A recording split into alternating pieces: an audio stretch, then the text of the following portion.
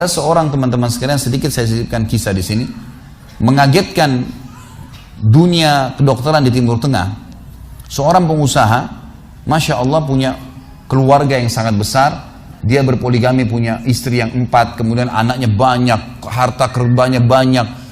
Perusahaan yang dia tanggung itu lebih dari 20 perusahaan di bawah naungan dia. Orang kaya raya, mampu. Subhanallah, satu waktu di umur 63 tahun dia datang periksa ke dokter, dia rasa nggak enak, sesak nafas. Waktu difoto di ronsen, tiba-tiba dokter yang foto itu kaget. Waktu selesai di ronsen, dia katakan, mana tadi pasien yang di ronsen? Mana pasien tadi? Pasien ini masih duduk di depan. Pastikan pasien ini cari di ruang kematian.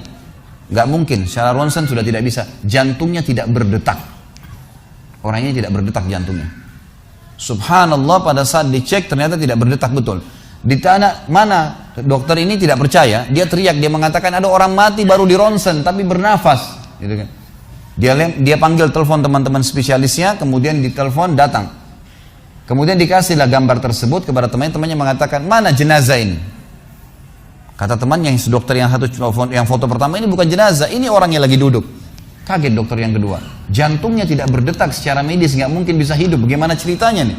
Dipanggil, apakah ini punya anda? Dia bilang, iya ini punya saya. Dicek lagi kedua kali, benar. Dua-dua dokter ini tahu secara teoritis, shock.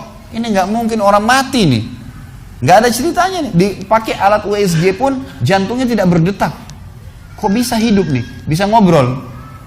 Telepon teman-temannya, sampai dokter-dokter yang asli dari Jazirah Arab pun yang ada di Eropa, dokter spesialis pada datang keesokan harinya, cek, nggak percaya kejadian ini.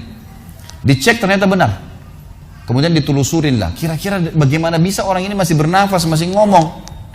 Si pasien ini mengatakan, ada apa sebenarnya? Dia bilang, orang seperti anda nggak mungkin hidup, sudah mati. Lalu kata dia, apakah orang seperti saya, jantung tidak berdetak, bisa punya keluarga?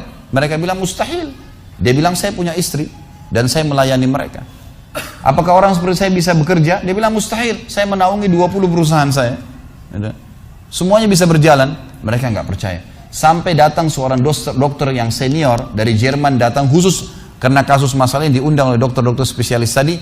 Dicek, ditemukan ternyata teman-teman sekalian, di bagian bawah jantungnya ada urat-urat saraf seperti terbuat, ya, seperti dibuat secara alami yang mengalirkan darah-darah tertentu sehingga ada pompa nafas di situ. Tidak ada di manusia lain, cuma di orang ini saja.